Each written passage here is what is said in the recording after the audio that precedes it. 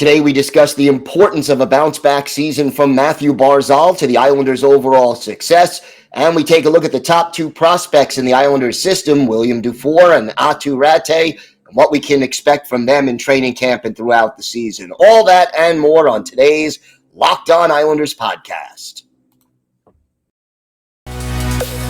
Your Locked On Islanders, your daily podcast on the New York Islanders. Part of the Locked On Podcast Network, your team every day.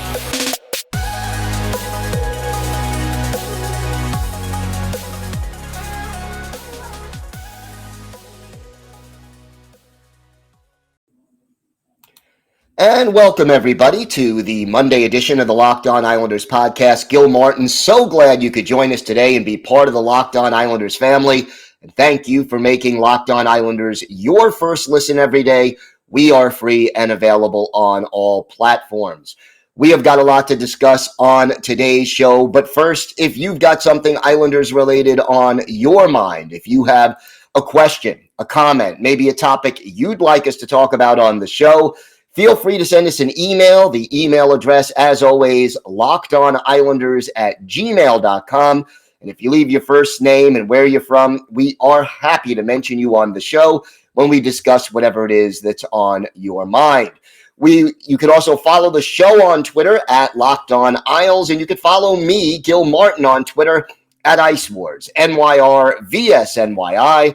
We'll keep you up to date on all the latest Islanders news, notes, and happenings now that rookie camp is underway, training camp starting this week, and we will have it all covered for you throughout the preseason right here on the Locked On Islanders podcast. And don't forget, we are now back on our regular 5-day-a-week schedule. So every Monday through Friday, we will have a new podcast for you right here on the Locked On Islanders podcast with all the latest Islanders news, notes, and happenings. So one key by far for the Islanders this year is going to be whether or not Mathew Barzal can have a bounce-back season. And this clearly seems to be on everybody's mind. Got an email from Frank from North Patchogue, basically asking about that, and we'll talk a little bit about Frank's question a little bit later on. But look, Mathew Barzal said it during the NHL national media tour, and Lane Lambert said it in his opening press conference when the rookies reported. Here's what Lane Lambert had to say. In order for him to help us, he's going to have to be that dynamic guy. The guy who's pushing the pace and using his teammates and making his teammates better around him. And Barzy added this when he was talking to NHL.com last week. I feel like I always put that pressure on myself regardless. I feel like in order for us to be good, I have to be among the top players in the league. I feel like I just didn't do it consistently enough last year. I feel like there were certain things that just didn't go right and just didn't feel great about it. And, part of the problem was that throughout the season, Mathew Barzal never really had steady line mates. And, it all goes back even as far as when Anders Lee was injured back in March of 2021. They tried Kyle Palmieri after the trade deadline to fill in on the top line. That didn't really work. Then they went to Leo Komarov, and Uncle Leo, he's a good role player, but does he belong on the top line? No, that didn't really work out. Last year, at different times, you had Lee, Bailey, Josh Bailey, Oliver Wahlstrom, and Zach Parise playing with him. And it just created a lack of cohesion and a lack of chemistry because the Islanders just couldn't find that player who was going to help bring out the best of Mathew Barzal and who Mathew Barzal was going to help bring out the best in and take their game to another level.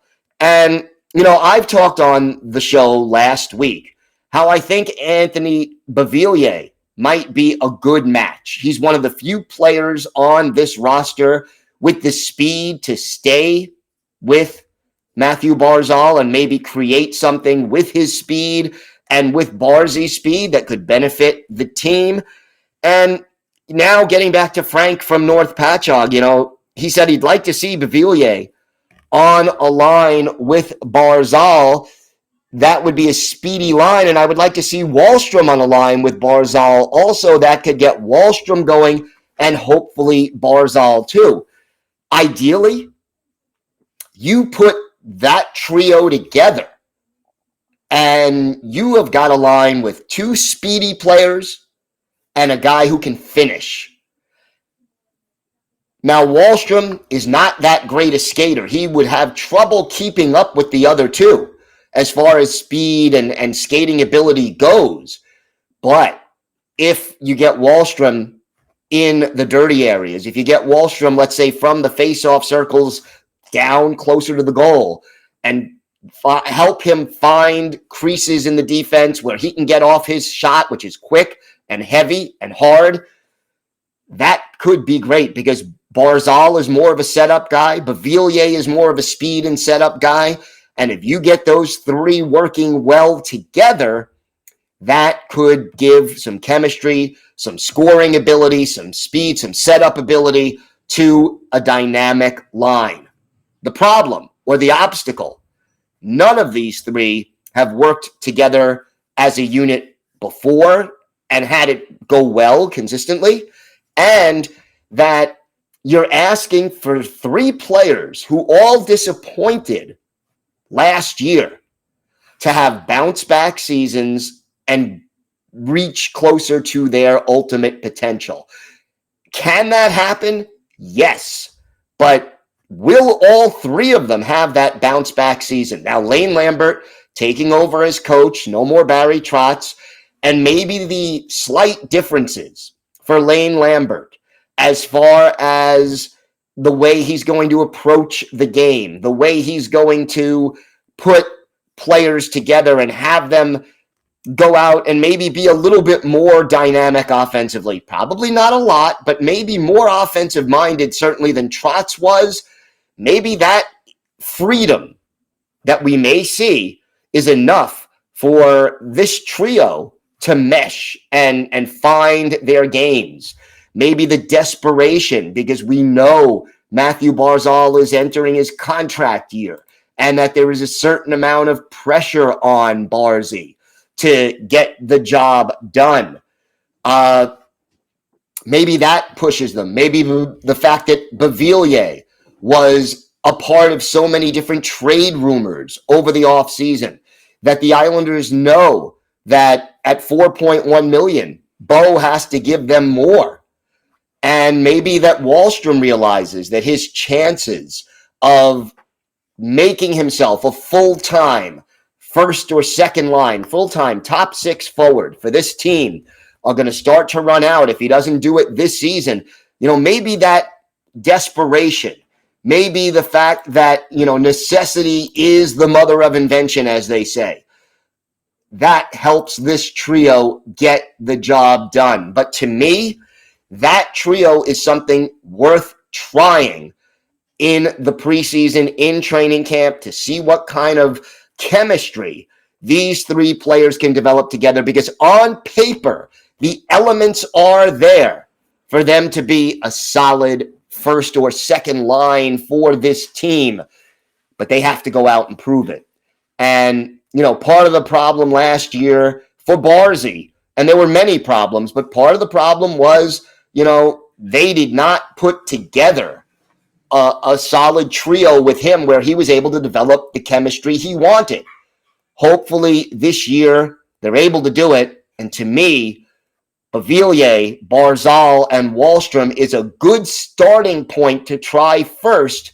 And if the trio doesn't work out, you go elsewhere. There are other alternatives out there. But Frank from North Patchogue, I agree with you. That's a good trio to start with. The pieces would be there, and then they just have to go out and get the job done. We have got more to discuss on this episode of the Locked On Islanders podcast. We will talk about Aatu, Raty, and William Dufour, the top 2 rated prospects in the Islanders organization. What do we expect from them in training camp, and what are their chances of actually making the roster this year? We'll talk about that and a whole lot more coming up on this episode of the Locked On Islanders podcast. Today's episode is brought to you by your friends at BetOnline. BetOnline.net is your number one source for all your pro and college football betting needs and sports info this season. Find all the latest football league developments, game matchups, news, and podcasts, including this year's early season games. BetOnline is also your continued source for all your sports wagering information, including live betting, esports, and scores. It's the fastest and easiest way to check in on all your favorite sports and events, including MLB, MMA, boxing, and golf. And hey, preseason hockey is a week away. Head to the website today or use your mobile device to learn more about the trends in action. BetOnline, where the game starts. So the Islanders' top 2 prospects, and we've mentioned this throughout the offseason as to who those top prospects are, Aatu, Raty, and William Dufour. Those are the top 2. And I guess the question becomes, when does that top 2 make the move to the big club?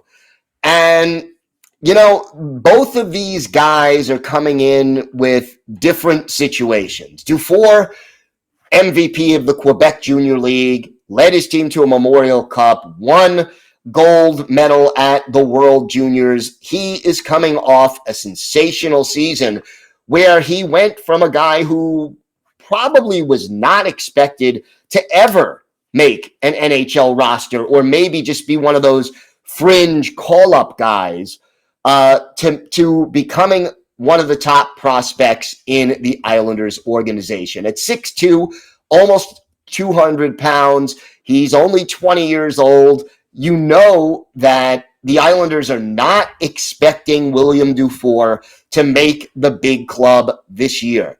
But I think for Dufour, what he has to do in training camp is make it extremely difficult for Lane Lambert and Lou Lamoriello to send him down.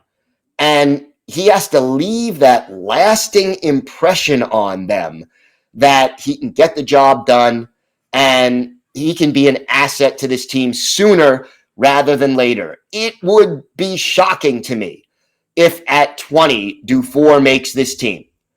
But he could show himself to be a guy they could call up if injuries, or I should say when injuries hit, because they always do, that, hey, you need someone, I'm ready. You can call me up. You get the feeling he starts the season in Bridgeport, but overall, Dufour, the one thing he needs to work on more than anything else is his skating. He's got the shot. It's a heavy shot. It's a good shot. He's not afraid to use that shot. But even at the World Juniors, he was on Canada's third line primarily because his skating ability isn't up to par with the top 6 on Canada's roster at the World Juniors this summer. And if it's not up to par with the top 6 at the World Juniors, when you get to the NHL and you're playing against adults, that difference can be even more pronounced. So Dufour, the one thing he needs to work on is his skating. It will be fascinating to watch him during preseason and see what he can get done against other NHL hopefuls and NHL players in preseason contests and in training camp. As for Aatu, Raty, 6'2", about 175 pounds, came over late last year from Finland, played the final 2 regular season games in the AHL, played in the AHL playoffs where the Bridgeport Islanders won a round for the first time in far too long, and gave a good fight in the second round, and Raty had some great performances, including an overtime game winner for Bridgeport, which was fantastic. And to see Raty take that next step forward would be great. Now, one thing he's going to have to do, Raty has played against adults in Finland. He played pretty well in his limited time with Bridgeport last year. But look, 6'2", $175, you got to put a little more muscle on that frame. You have to grow into that and mature physically and put some muscle on, because it is one thing to play against other teams, teenagers and young professionals, and it's a whole different thing to go up against defensemen who are 6'2", 6'3", 225, and who have the strength to dominate you when you're battling for position in front of the goal. Raty also needs to work a little bit more on his face-offs, and he's going to have to really show that he's ready to take the next step. Again, a very strong training camp and preseason could, in my mind, propel Aatu Raty to a situation where it's tough for the Islanders to send him back down. But I think overall, having him spend most of, or at least part of this season in Bridgeport, get more comfortable at the North American game, adapt to it, adapt to living in North America, getting used to his teammates, all of those factors, I think it makes more sense to have him start the season in Bridgeport. And again, it is up to Raty to make it difficult for the Islanders to send him back down and to make his good first impression, so that when and if they need a center, the first guy they think of is Raty and they can call him up. So we'll see what happens, and we'll keep an eye on those two players throughout training camp and the preseason. And by the way, 29 of the 32 teams in the NHL over this past weekend participated in rookie tournaments. One of the three that did not, the New York Islanders. I would have liked to have seen the Islanders do something in that realm where they get their prospects and their rookies to compete against the rookies from other teams. Kind of disappointed that Lou Lamoriello didn't. Also wanted to mention briefly Zdeno Chara.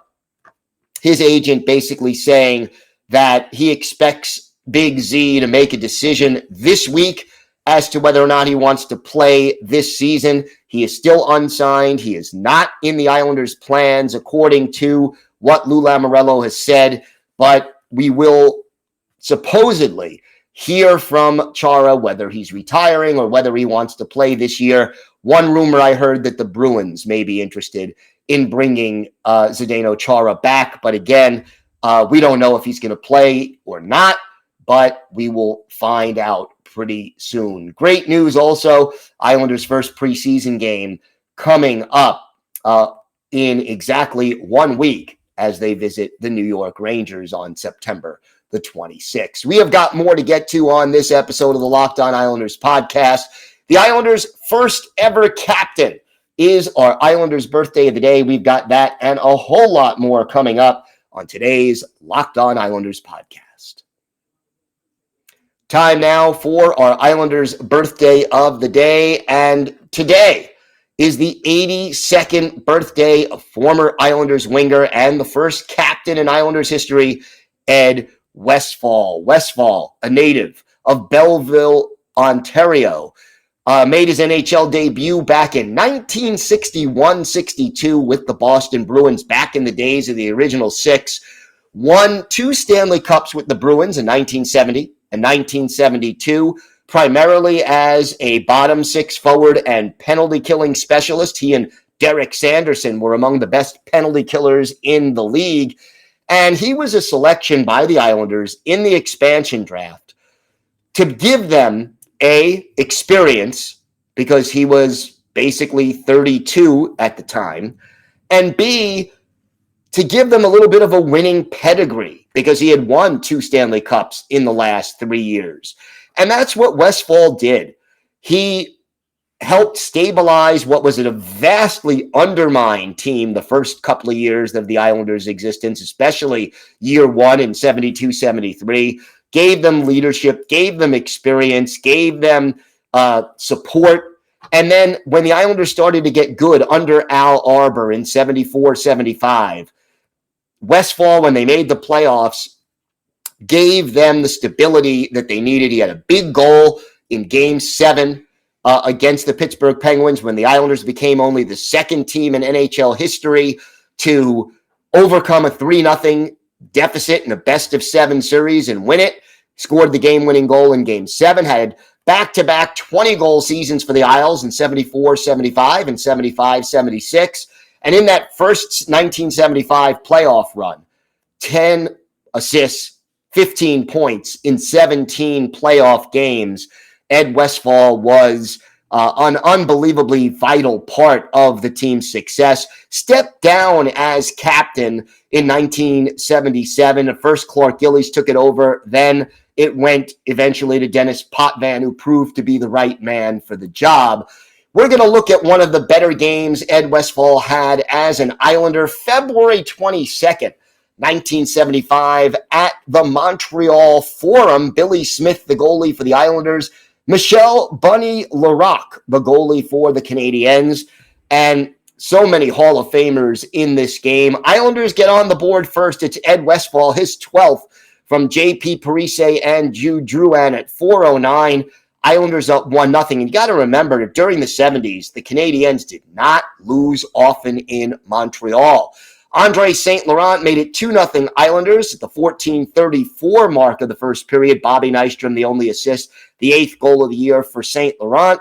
2-0 Isles after 1. But in the third period, it was the Canadiens bouncing back on the power play. Serge Savard scoring twice, his 14th from Jacques Lemaire 23 seconds in, and then his 15th from Guy Lapointe and Jacques Lemaire at 1:10. And just like that, in a span of 47 seconds, the Islanders' 2-0 lead is gone. But Ed Westfall answers. A minute 42 later, gives the Islanders back the lead.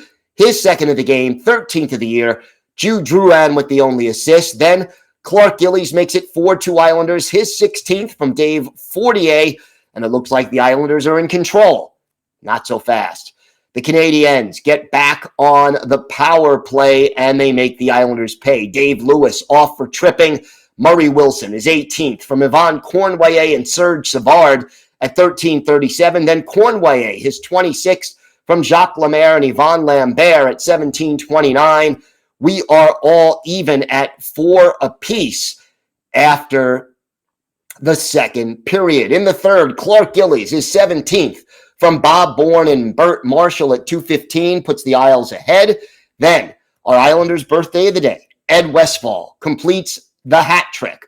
His 14th of the year from Jude Drouin at 4:46, Isles up by 2. But just 26 seconds after the Westfall goal, Bob Gainey, his 12th from Jacques Lemaire and Yvon Cornwallis. That cuts the Islanders' lead to 1. And then Guy Lapointe, his 23rd from Doug Risebrough and Bunny Larocque at 7:09. But the Islanders get the game winner with 5:25 left in the third period. Billy McMillan, his 11th from Andre St. Laurent and Gary Howitt. The Islanders upset the Canadiens 7-6, 25 saves for Billy Smith in the victory. But for our Islanders' birthday of the day, Eddie Westfall, 3 goals. He was a +3. He had 5 shots on goal, which did lead the team. And Eddie Westfall with his first hat trick as a New York Islander. So happy 82nd birthday to the Islanders' first captain, a class act. I did get to interview him for my book, Ice Wars. Very nice guy, great storyteller. Ed Westfall is our Islanders' birthday of the day. We will be back tomorrow to discuss more things New York Islanders. I want to thank you again for making Locked On Islanders your first listen every day. Now make your second listen Locked On NHL. Locked On experts give you a daily 30-minute podcast on all things NHL all year long. Stay up to date on everything in the hockey world with Locked On NHL, your daily 30-minute NHL podcast. That does it for this episode of the Locked On Islanders podcast. Have a great day, everybody. Stay safe. And, of course, let's go Islanders.